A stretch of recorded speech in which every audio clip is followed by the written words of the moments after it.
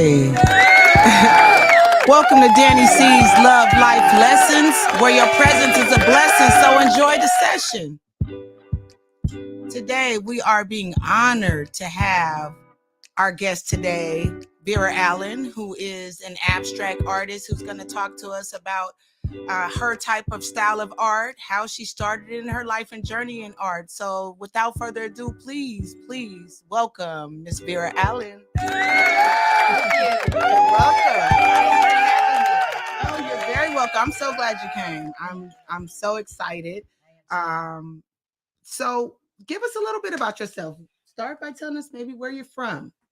Well, I'm from Boston, Massachusetts. All right. Born and raised. That's my hometown. Mm-hmm. Family. Thank you. Yeah, so my family and I was raised there. I have a brother and a sister, and of course my parents. And we came to California in '68. Wow. Okay. So it's been quite a while since I've been back to Boston, but that's always going to be my home. But that's where my love for art started. Okay. It started in Boston. It started in Boston. Yes. And so when did you first start painting? Actually, before I even started painting, I was drawing. Okay. I was doodling. I was a doodler. Okay. And I love crayons and coloring books. So Okay. that's really where the love for art came. Outside of school, going to school in Boston, we had the opportunity to have teachers that supported the arts. Were back then in that day, for right? Sure. And I had the opportunity of being supported by my parents, my family. That's a blessing. Yes, it is. And so just having crayons around every holiday. We always had coloring books. You never got away from a coloring book. Right, exactly. Even in school, you color. When Absolutely. you're elementary, preschool, coloring. Absolutely. So I just gravitated toward that. I just enjoyed it. It was just something that, it was just so creative to me. And I love seeing the teachers write on the chalkboard. That was fascinating to me. Right. The chalkboard was always fascinating. And then when color chalk came into play, that made it even better. So that really stimulated my creative mind. Oh, great. So when you say doodling, were you doing like cartoon type figures, or were you more of a person like trying to draw people and homes or things? No, just when I say doodling, just doodling, just being creative. Like I can be on the phone, and if the conversation is boring, or I remember as a little girl just speaking to family or whatever on the phone, and in my home where we came from, we always had a pad and a piece of paper and pencils and pens always available near the phone. My grandmother. So I just gravitated to picking up a pen or a pencil and just doodling. And when I say doodling, just creative, just doing what I felt. It didn't even have to make sense.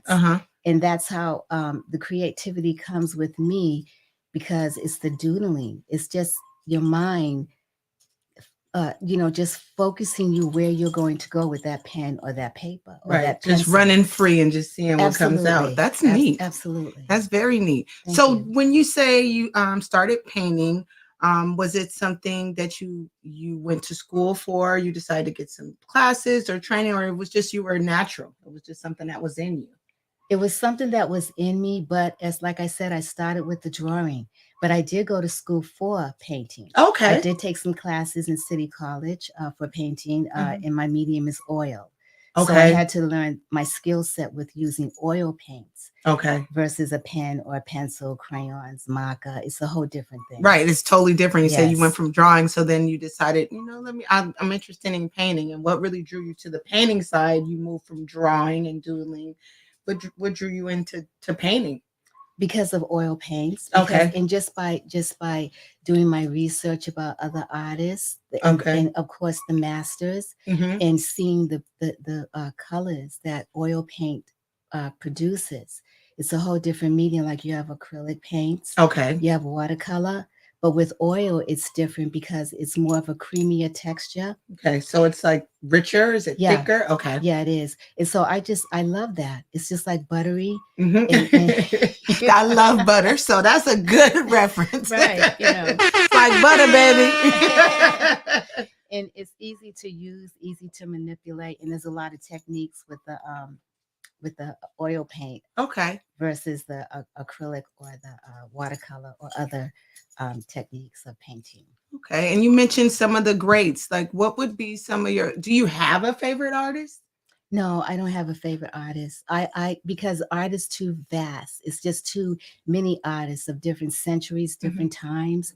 And to me, art is just, it's a beautiful thing. Right. I more gravitate to the piece that they do, that the work that they create. Okay, so if you ask me, such as Picasso, I have a favorite piece by him. Right, but he wouldn't be your favorite artist. And I No. like how you put that, because most people, I'm a hip hop artist, like, who's your favorite rapper? Well, there's a lot of them that I like. So, but I do have a favorite one. But when you come to art, that's an interesting way to spin it, to say, I'm a favorite. I'm a fave of the art, not so much the artist, because I don't like every painting this artist does. And then I might really like this other type of painting. So you like oil-based paintings, but as far as what you do, but do you like the other paintings too, like the watercolors the acrylic paints? Oh yes. You find yourself have you used both? Yes, I have. Okay. Yeah. And you just fell in love with the oil. Yes. And then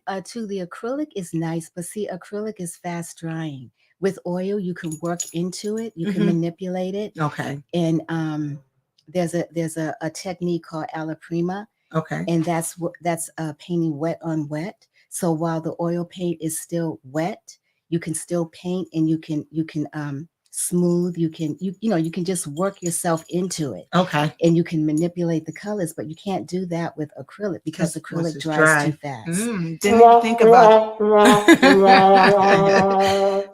But I have to say there are some solvents that you can use where you can do that, like you do oil paint. Okay. But who wants to do that when you can have the real deal? The real deal, right? A lot of people buying more things, right? Wouldn't that be more cost efficient just to go right? Now, speaking of cost, is paint expensive? Yes, it is. Oil paint is the most expensive. Oh, really? Okay. Medium that you can use, because it's very expensive, and it can run you into a lot of money. Wow. But you don't need a lot. You could start with just your basic primary colors, red. With red, yellow, and blue, you can make pretty much a whole array of colors. Right, because I know mixing like yellow and blue makes green, and makes sense. But because of the oil that's used in the pigment, it makes it more expensive. There's oil in the pigment, so that really makes it more costly and expensive. And you want to, if you're gonna paint, you start, but you don't have to start with the most expensive oil paint. You can start with student grade, depends on where you're at. Okay. But you work yourself up. You just the more you paint, even selling your work, then you increase your the tools that you use. You get better. Yeah, you invest in yourself. Yeah. Yes, it's always a blessing to invest in yourself. You start where you can, like you said, what you can afford, and once you start learning more about it, that makes sense. We were at a cardboard box, like from Michael's, with binder clips on the side and some styrofoam, and that was our studio booth before we upgraded to turning our closet into a studio booth. So you definitely have to start from the mud, and sometimes get all the way up. Yes, now you said you use you prefer to use oil. What about the backgrounds? What you're painting on? What type of different things have you painted? Like canvas, or have you done like wall murals, or different things, or ceramics, or things like that? What type of things do you like to paint? Well, I've painted on wood before. Okay. Outside of painting on canvas, so I love painting on wood. Okay. I've painted. Well, actually, I didn't paint on the ground. I did chalk on the ground. But as far as oil painting, my source that I've always used is the canvas. It's the canvas. Yeah. I enjoy. I've never done a mural before, but that's an experience I would love to experience. Yes, I really would love to do that one day. but I really love painting on canvas because canvas, canvases come in different textures also. You can have medium, you can have rough texture. I love a smooth canvas. The smoother the canvas is, for me, the better it is. Yeah, and I think I know exactly what you mean. I've had, I think this picture is a canvas I had made, and it's a little rough. But it's because of the type that it is. It's music lyrics, and it's made to be rough because of they, rough to touch, I guess. Right. Almost 3D-ish, I guess. Right. And then we also had one of our anniversary pictures turned to canvas, and it's a little smoother, right? Because it's a picture of us. But this one is song lyrics. It's actually the song that we got married to, Overjoyed by Stevie Wonder. Oh, so beautiful. Yeah, I gifted that to him this year for our 7-year anniversary, because I believe, what was 7th year? I think it's gold or canvas or something. Every year they say you give wood, copper. That's what it is. This is made out of copper. Okay. Thank you, producer. It's copper. So I was like, what can I get him that would be a gift with copper for our 7-year? And I had that painting made. So that's beautiful. Thank you. Yes. Thank you. So you told us what you're most comfortable with using. You did say the expenses for oil paintings can get pretty pricey. But you said there are, as another, you said student grade, there's something that you can get that's like that, but not at the higher cost. Yeah, not at the higher cost. You can still, like, especially like if you're in a school, college, community college or whatever, you're going to go to the student grade first. So that's not going to cost you that much. Right. And it's the same thing as your brushes. The better brushes you paint with, that's very important, to have good brushes. But when you're starting, you don't have to make a large investment. Right, you know exactly. What I mean? I didn't even think about the brushes, because it gets so technical at a certain point, because you're thinking, oh, just get a paintbrush and some paint and do your thing, voila. Right. No, in the beginning, and it depends on what your motive is and what you want. I mean, if you're just painting as a hobby, you don't have to make that great investment down the line. If you're doing it because you want to be, you want to that's your living. You make a living, then you're gonna get the best. Right. That gradually makes sense. Work yourself up to the best. Because when I first started, I didn't have quality stuff, but I worked my way up, and I remember an instructor told me, if you invest in one good brush and just you have that brush and use it when needed, that's a very good investment. So you just move as you go along, keep increasing your brushes and your tools, you upgrade. It like I said, it depends on what your motive is, what your desire is, Right. And so when we talk about abstract art, what type of paintings, what is that? What is abstract art? Abstract is non-representational art. It's like if you paint a tree, you're going to see a tree. Right. Well, with abstract, you can see a tree, but it's not representation of a tree. Right. It's non-representation, so it's not real. It's not real to, reality. Right. It's just abstract. It's just out there. But in my art, you will see, I always have nature in my art. Okay. But it's not like a landscape. But it can represent a landscape. But it won't be a landscape like a landscape painter would paint. Okay. Because it's abstract. So it's not representation. It's not representing anything that's true to form. Okay.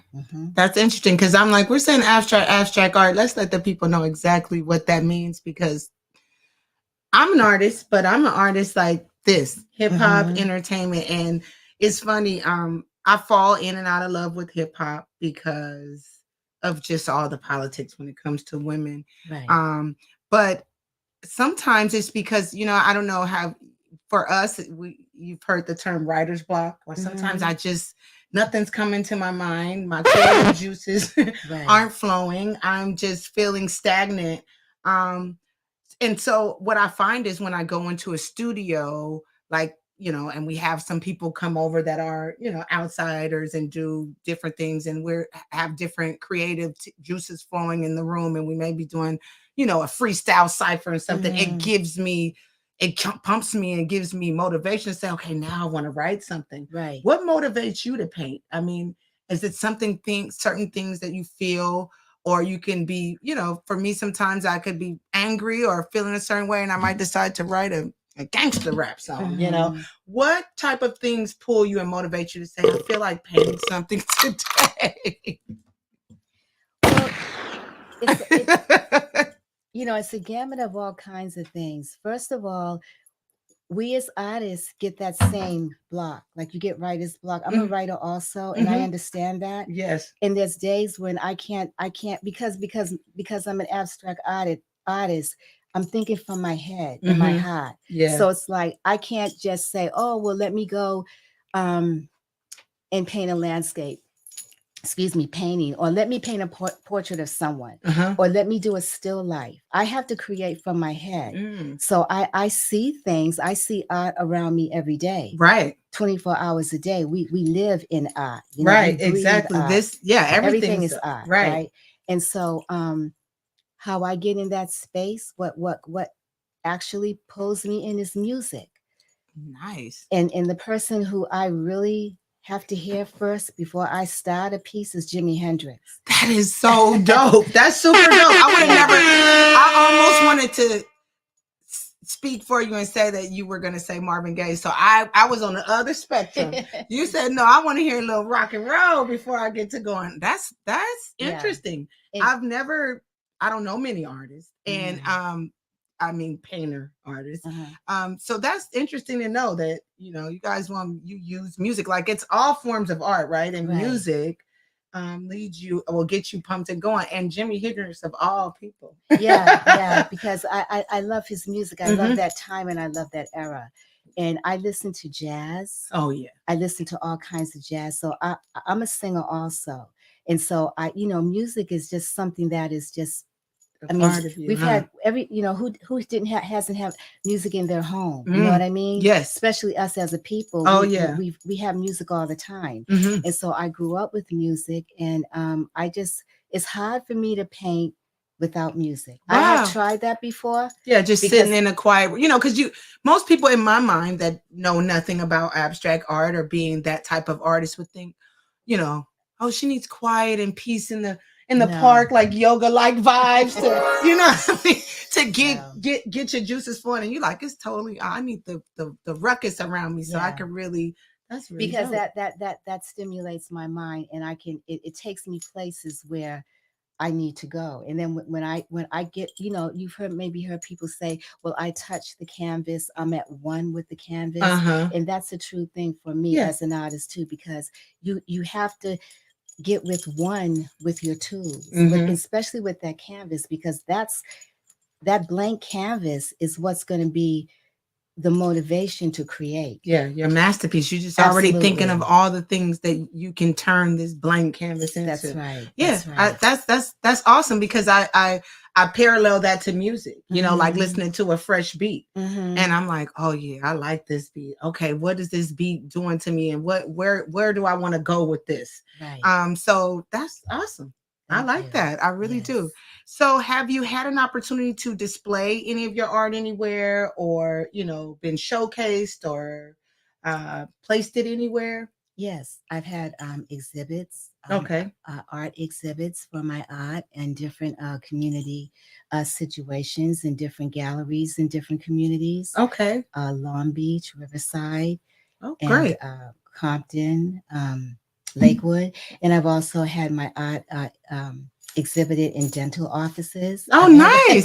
Nice. You see nice art in doctor's offices. Right. That and fish aquarium tanks. Like for some, it's because, of course, they're getting ready to have all these tools in your mouth making all these noises that need to try to probably calm you a little bit. And you think about it, you go in dentist office, they have nice art all the time to try to get you at peace. Yeah, some of them do, some of them don't. Yeah. But they need it, because while you're sitting in the chair, you can hear the music, but what are you looking at? Some, they don't, their walls are blank. Right. Or they're gravitating to just dental advertisement. Exactly. But I've often thought that, if you have art, because you're sitting waiting for the dentist, you need something to take your mind off of that, what's going to happen. Exactly. At least I know for me,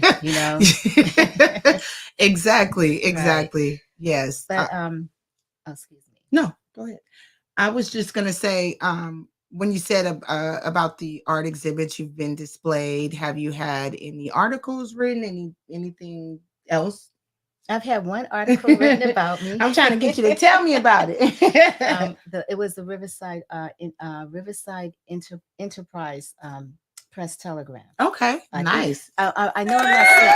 Thank you. I don't think I'm saying the name properly correct, but it was Riverside, the Riverside Press newspaper. Okay, they did a featured article on me. I was the showcase, the nice. artist, and yeah, they did a feature of me with that, and that was a very good opportunity. And they, the writer came to my house and interviewed me. And nice. Next thing I knew, I had a nice spread in the that's pretty in cool. the newspaper. So that was a cool. nice experience. Yeah, I mean, it's always nice to be celebrated and for someone else to see what we. I mean, like I think it's a line in one of these songs that is, I'm an artist and I'm sensitive about my shit. So I want people to, appreciate it. So when you see someone else like what you think is great and awesome, because to each his own. Right. Like some of my songs, not everybody likes my song, but when somebody tells me, I like that, what you do, it gives me a little oomph. It gives me confidence. Absolutely. It makes me feel good. So that's amazing. You got an opportunity for somebody to showcase your talents. And thank you. And may I say this? Yes. You made a good point when you said everyone doesn't like your music. Well, that's the same with abstract art. I notice a lot of people, they don't know what it is. They can't relate to abstract art. So the kind of art that I do, everybody is not going to like that. Right. Because abstract art is in many different forms in many different ways that the abstract artist paints that in perceives their abstract. You know what I mean? Yeah. No, I get it. Everyone's not going to like my abstract art. So that's in anything.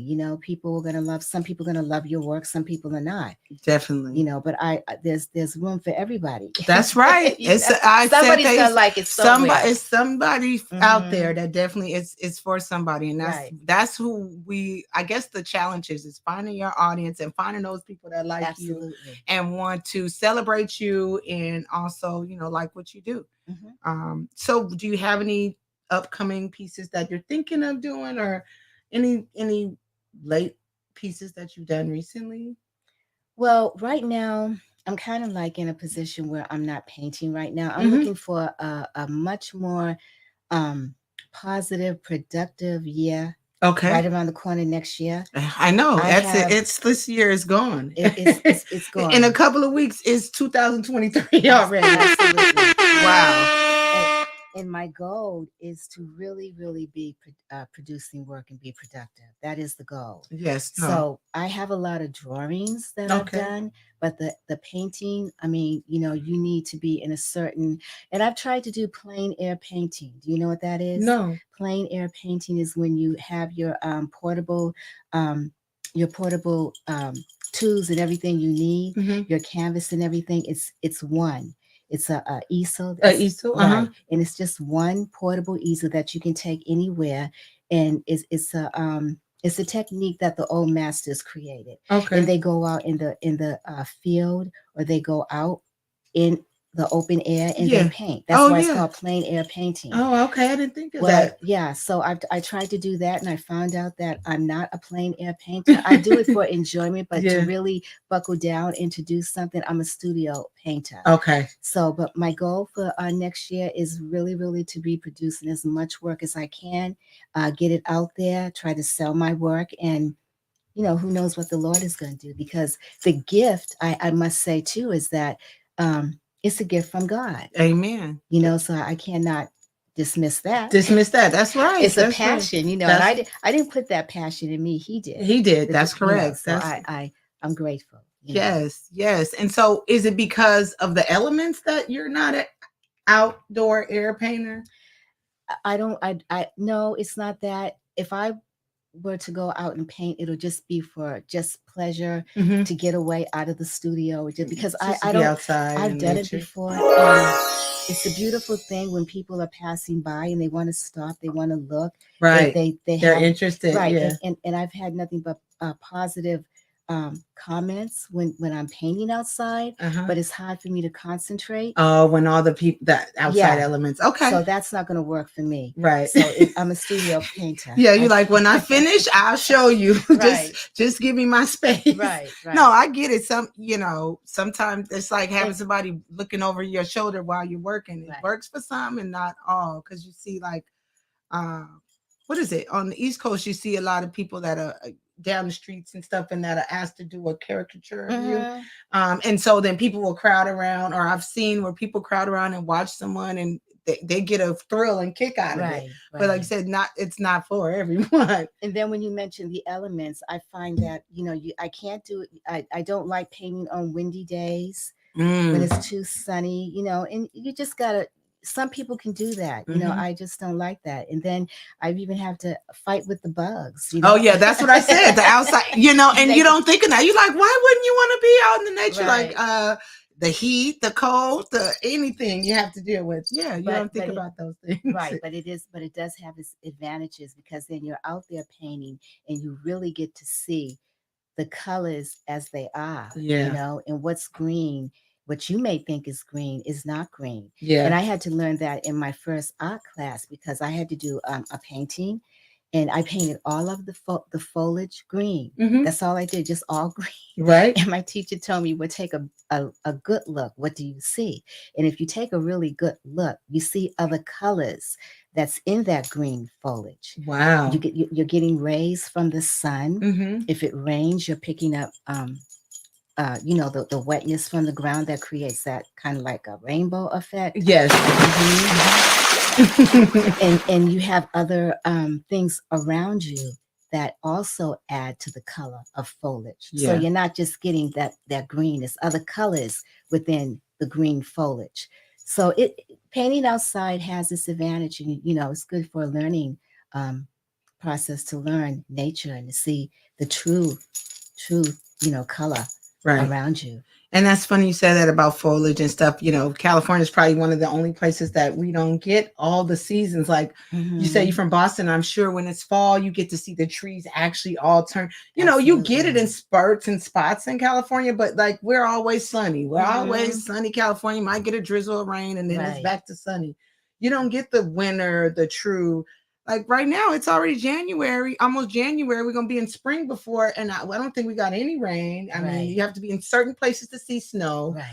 So I guess what I'm saying is, did you find going on in different areas better abstract painting if you're doing nature stuff? Because you get, like you said, the colors. Here, you're not going to get a whole bunch. Right. Well, actually, let me just say, you do get colors here. I've seen some beautiful colors of trees, and you do get the colors here, but no, it's not like back east. And that was one of the beautiful things growing up in Boston, is that the teachers literally took you on the street. I don't know if they do. I've never none of my family members, I've never heard them say the teachers took them outside to pick up the leaves. Every year we would pick up the leaves off the ground, bring them back to our class, and we would paste them.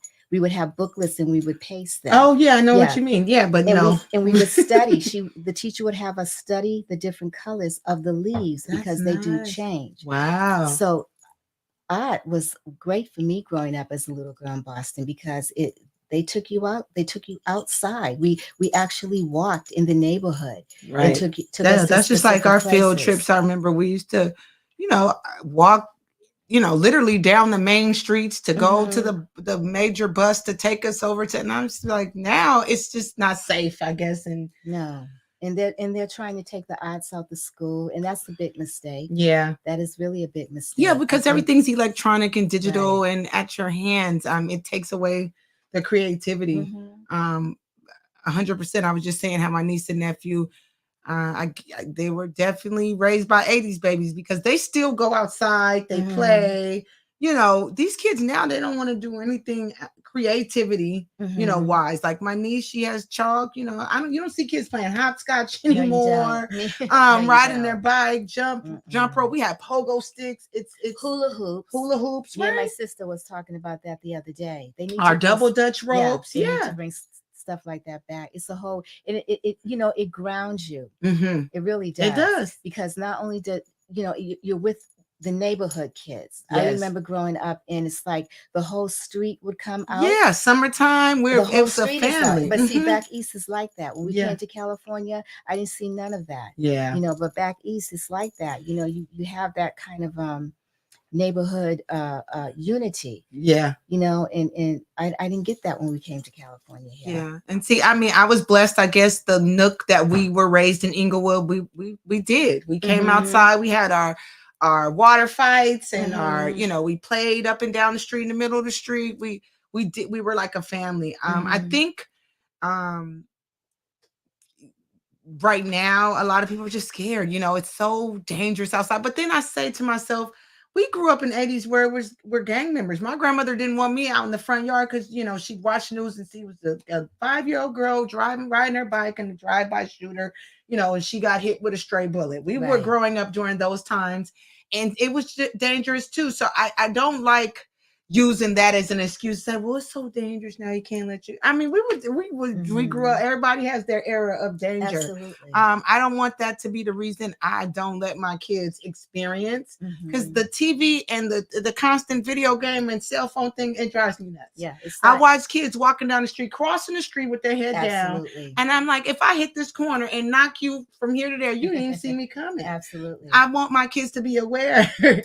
We were aware. We knew to look both ways. I mean, we knew to pay attention, and now I think with the digital world, it has you glued. Yeah, your head is always down, and you're addicted to your cell phone. Yeah, you really are. I had to check myself, because I think we talked about this before. I wake up in the morning, and the first thing I want to grab is I'm like, you ain't prayed, right? You ain't say thank you, Lord. You on Instagram, like, let me see how many likes I got today. That makes no quadruple chip. Quadruple dipping. Right. My sound man is a mess. I see that. He is something else. But yeah, I mean, I wish we could get back to that. Because kids, no artistic, everybody's, following. Nobody has, like you said, this was a God-given talent. I don't think people are searching inside themselves anymore. It's like, what's popular? Oh, she did this and she blew up, so I want to do that too. Right. So we got rappers growing every day. And see, my question would be to the parents. Okay, so like when you talk about exhibit, right? I always say my first art exhibit was the first day that I brought a piece of art home, or I created, or from school, and my parents hung that on the refrigerator. That's right. Now, I'm not saying that doesn't happen anymore. I'm sure it does, but that is the first time I would say that a child, that's your first exhibit, because you have the support of your family. That's very important. And I had the support of my family, yes, and my grandmother. And my grandmother posted a picture on her refrigerator that I did in school. And believe it or not, I was a little girl when she hung it up on her refrigerator. That picture stayed up there till I became a young adult. Yeah, that's right. And when I came to California, went back to Boston one year, that picture was still there. Yes, when I was from being a little girl. Yeah, and that's, it's so important that your family support. That's where it starts at home. When you see your child having some type of talent or interest in something, it's the parents' job to feed that. Absolutely. My nephew, he is obsessed with karate, and it's TT's fault, because he came home one day and told me that they was picking on my baby. So I said, we don't have to get you some self-defense classes, because you're not gonna pick on TT, baby. Right. And so I introduced him to Cobra Kai, which is the new age karate kid. Addicted. He wants to do it. So I'm like, okay, put him in a class. Telling my sister, put him in a class, enroll him. My baby wants to be a karate man. He's gonna be a karate man. Now he's driving everybody crazy, because that's all he talks about, all he wants to watch. But I saw it was something that really interested him, and then I thought to myself, it can't be a negative thing, because he's it teaches you discipline. So that's just my example of saying that you feed into the children's interests, especially when it's something that's within them and that they're passionate and show you at a young age. And that's the key right there. That's the word passion. The passion. If your kid has passion for something, but see what I'm learning and not judging all, because some there are tons of good parents out there that I'm sure are doing that. But a lot of them, like we just talked about, if I'm in my cell phone all day, I've seen it. And the kids over there and their stuff, and they, Mom, can you go? And they don't even look up. Yeah, go ahead. Not paying any attention.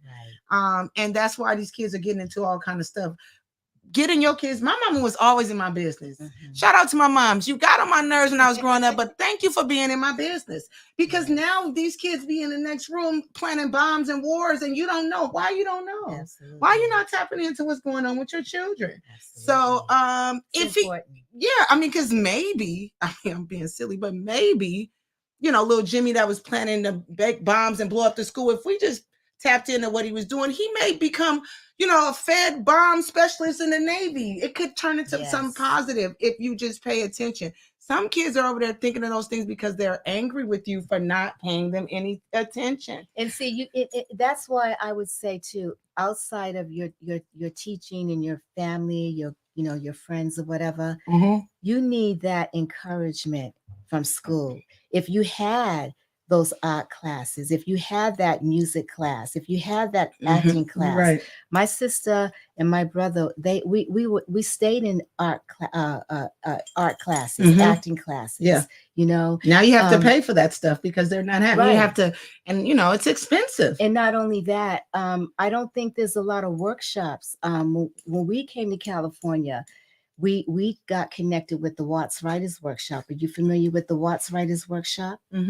You heard of the Watts Writers Workshop before? Yes, I have. Oh, okay. So yes, that was family. I was in that family line, and the creator of that workshop he was excellent with having the community children, the youth, come to that workshop and have acting classes, music classes. I think it's a place in Leimert Park that still does that. But like you said, look at where I'm saying, Leimert Park, Watts. We have to do it for our people because the government is not funding it. No, they're not making sure. I mean, even though didn't we just have $1 billion winner of a lottery? I thought the lottery funds go to education, but yet these kids don't have books. No, they don't have programs. And we did. I guess I'm the last of the Mohicans, 80s babies, that we had. My 6th grade teacher, he was my 6th grade teacher, but he was a musician. We had a piano in our class. We were on the news because we wrote our own song and sang for our graduation. I mean, like, we composed. He helped us. He really, really cared about us. I just recently went on Facebook because I'm in a group from my elementary school, and I've been asking, does anybody know where Mr. Rogers is? Like, he was amazing. His name was Mr. Rogers, and he was just amazing. He used to call me low for loquacious because I just never stopped talking in class. So that was my thing all through school. So shout out to Mr. Rogers for just investing in us and knowing that was, he saw that was something that excited us, and it made us want to learn, But nowadays, like I said, it's so expensive. The karate school, that's something different I have to pay for. But I remember my mom said in school they had archery classes. I'm like, archery? They're not gonna let these kids have bow and arrows now. Right. And the classes at the Watts Writers Workshop were free. Yeah. And then not only did we perform, we did live performances. We traveled in Southern California, Northern California, taking the show on the road. Right. And that we created. A lot of times we had that advantage of just creating a skit, and the skit really became popular within the community, so we had an opportunity to take it on the road. And a lot of things came from that workshop, but I don't, like you said, there are still some, but it's not enough.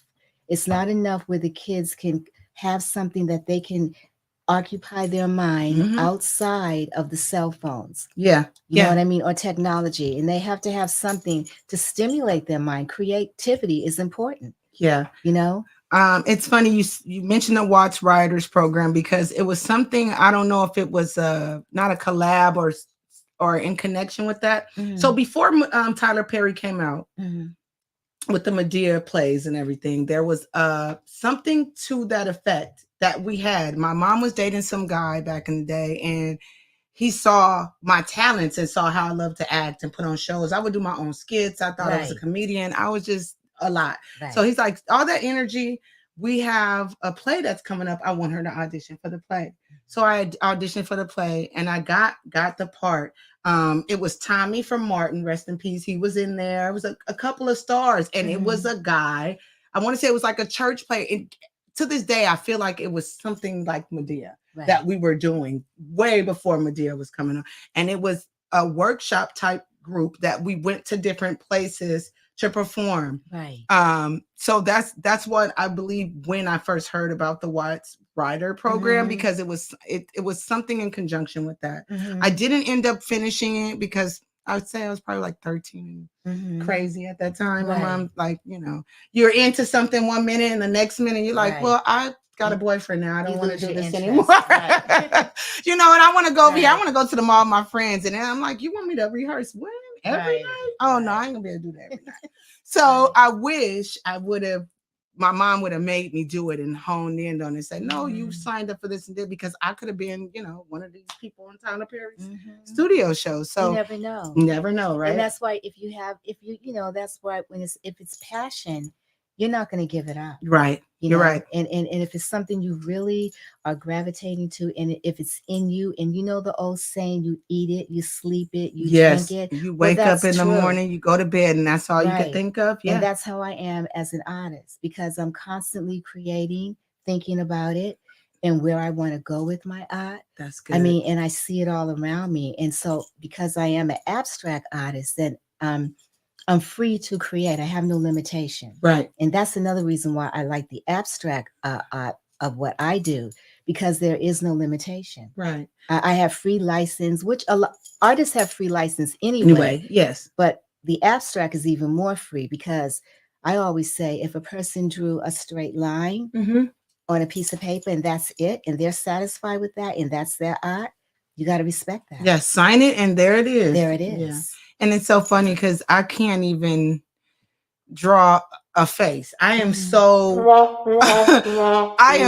defunct in art. It's funny you say you used to like coloring. I'm completely opposite. I think it was my attention span, and I loved more of the entertainment type art opposed to.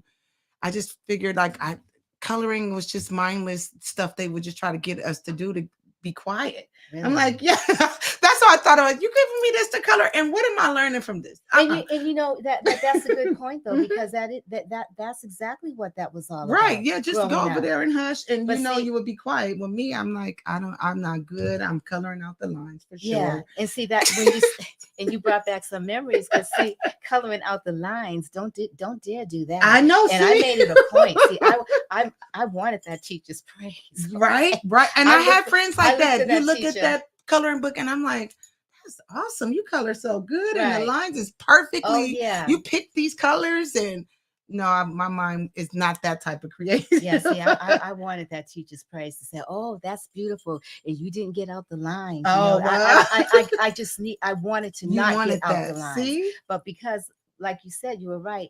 They utilize it.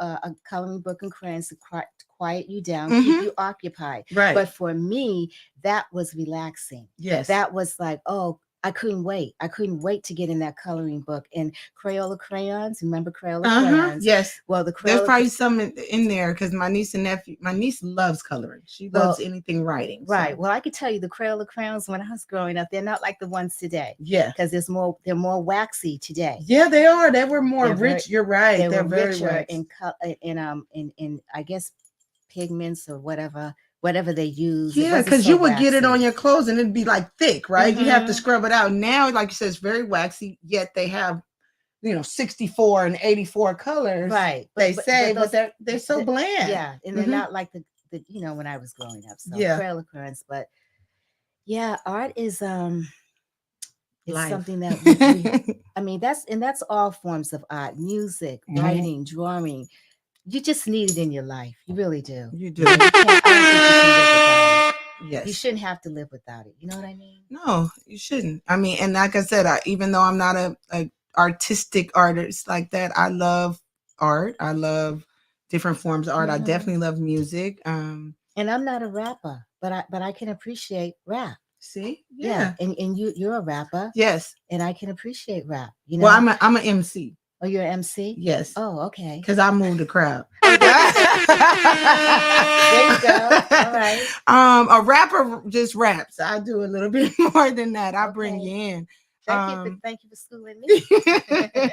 Well, the C is for Danny C. There MC. you go. There you go. But yeah, I'm learning, right? Mm-hmm. Because people just think art is art. I didn't, there's different um forms of art. There's different now because we talked about portraits and you said, well, you're not that. Have you tried ever doing a portrait of someone? Yes, I have tried, and It's a little different. It's not your thing. it's not. I mean, it's not, but I really appreciate people that do portraits, and I wish that I could. Yeah. I don't have the patience for details. Right. But you know what? I do study the technique of drawing portraits because it can still help me in what I'm doing. Right, exactly. Just to know how to layer the colors, and how they do the skin tones. Yeah. And to me, that's very boring because they stay, depending on what the color of your skin is, you're staying within that compound of colors. Right. The range of colors doesn't really change. Right. You're just, adding maybe shadows and right. You're right dots, about that because I'm brown. I'm just brown. I mean, you may have a lighter form of it, but it's only so. But for them to get to that pigment look of your skin, they're layering different colors of brown. It's very fascinating. It's amazing how they do, how the portrait painter paints. Yes. But it's just something I didn't gravitate to, and it's too detailed. I don't like detail work. You're like me. I have a short attention span, and I don't I pay attention to detail on certain things. If you ask my husband, I probably do. But when it comes to like art and just things that I feel are tedious and slow me down, I'm fast paced. But I guess maybe that's something that could be a gift and a curse of moving too quickly. But I'm working on it. I'm working on it. Well, you know what you want. You know what you want to do. You know what you want. You know the direction you want it. Oh, definitely. And you want to get there. Because I want to get to, and I want to get there. That's it. Absolutely, I'm the same way. I want to get there. Yeah. But what I have found out is that, which I would tell anyone that's trying to pursue a career as an artist, because when I first started, I thought all it is just drawing or painting, but it's not. It's not just that. You have to know the business of art. You have to know your skill set. Right. So just because it's abstract. And you look at some people, I hate to, demote it or just, it's not like, just splashing some art on a canvas. Yes. Well, people do that. Yeah, it's fun. They splash the art on the canvas, right? So some people think, oh, excuse me, that's cool. But, for me, I wanted to learn about my skill. I mean, I wanted to I wanted to better myself. So I started doing research about art, knowing how the masters painted, their technique. So you just don't want to paint. You want to know the business of paint. You want to know your craft. Right. So you have to learn that. Because we've all seen those, movies or sitcoms where you go somewhere, and they're always making fun of an artist or an artist, portraying an artist, and they'll just throw something on it like, voila, that's a masterpiece, and they put it in it. Oh, $10 million, and you're like, what? $10 million. I need to be an artist. I'm in the wrong art. I'm in the wrong business, and you looking, but like you said, how I view it and someone else that's really into art and understands it, to me, it just looks like you just splash some stuff on there and the people auctioning paying all this money for it. And it's like, well, abstract, I did a little bit of research today, and abstract is one of the most popular forms of art still. So, but like I said, there's many different techniques and many different ways to do abstract. Yeah. Like there's classes that teach you how to do abstract, and I never agreed with that. I mean, for me, how do you teach someone to do abstract art? I don't see that. Right. I think abstract has to come from within. You know what I mean? Got what you're saying. And not that you can't learn the basic fundamentals of the skill of painting, you're going to learn that. Yes. But I take abstract art very serious. Yes. Just it's very serious. Yes. Yeah. That, and as it should be, it's your craft, and I understand. That's why I'm intrigued to learn. So I don't say the wrong, because you think you're saying certain things, and you're You think you know, right? I Right. guess my producer is telling me it is time for the Dani C segment. We have reached the point where we talk about a certain topic. You guys can call in. Let me give you that number now, 747-888-0677. You can ask Vera some questions, or you could talk about our topic, which is Brittany Griner. You know, she's been released today from prison. I understand they did a swap with the arms dealer, a Russian arms dealer, and you know, he deals weapons and not, you know, little pistols, like real weapons. And I don't know at what cost did we, I mean, I definitely want to see the sister out of jail, but we just like let a killer out over weed. If y'all want to call in and talk about that, give me some feedback on how you feel about that. I mean, I'm happy that the lady has been let go, but I'm not sure that that's something that person should have been let out. So callers, call in 747-888-0677. Give us a call right now. Ask Ms. Vera some questions about art, different abstract art, where we can see her next. And caller on the line. Can you hear me? Hello? Hey, hello. What's going on? I just want to call. Miss Vera is actually my cousin. Okay, Miss Vera's your cousin. I'm sitting here watching her, just break down the art game to everybody, and it's just great to see her shining. Hello. Thank you. Is that Robert? It's me. It's me. Absolutely. Hi, Robert. How are you? What's going on, cousin? You look phenomenal. Well, thank good. you. Thank you for calling in. I appreciate it. We appreciate it. Thank you. Yes, thank you for calling in and watching, tuning in. Absolutely.